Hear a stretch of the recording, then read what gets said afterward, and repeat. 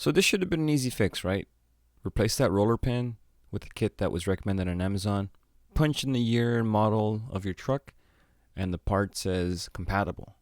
So I bought the spring tool, removed the spring, and it was like a piece of cake, right? Wrong.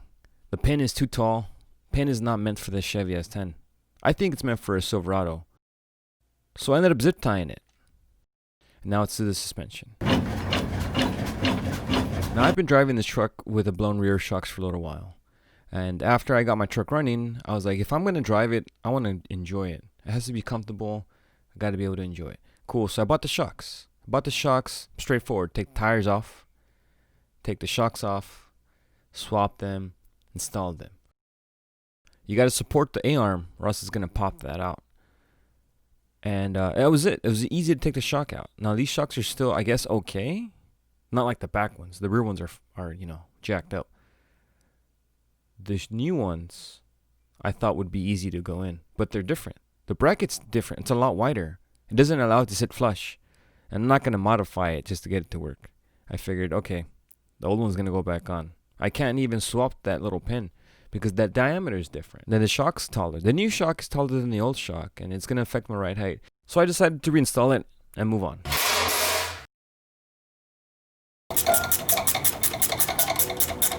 Speak. Always use jack stands, regardless of what people say. Now the rear shock was a little tricky. I didn't think that the rear sway bar was going to get in the way, but the rear sway bar gets in the way.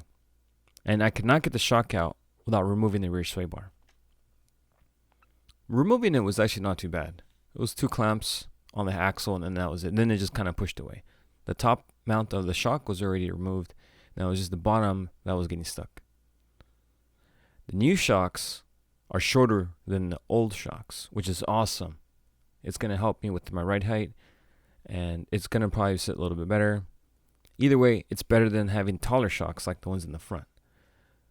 Installing them was a little tricky.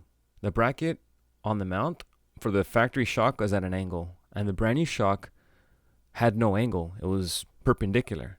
So after bending it on the vise, I decided to continue trying to mount it. And I struggled. I really struggled. And I had a fashion way to make the bolt stay on, because the bolt kept falling out and I kept getting the bolt stuck in the frame rail.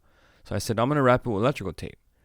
And different methods of electrical tape wrapping, jamming it in with tape on the threads, everything. And I continued to struggle. The only way to get it to work was using the quarter drive ratchet with a swivel, wrapped in tape, holding it in by the head, making sure the swivel doesn't drop the bolt. The tiny pocket at the very base of that sway bar is where the bolt kept falling into. And that was it. 6 hours of work, condensed into 3.5 minutes.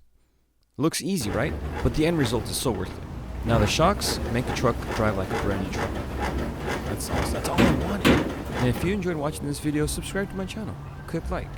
I really enjoy when people interact with my comments, and it gives me some motivation to continue working on this truck and to continue filming and to continue uploading. It's awesome, and I do get motivated by what you guys leave behind.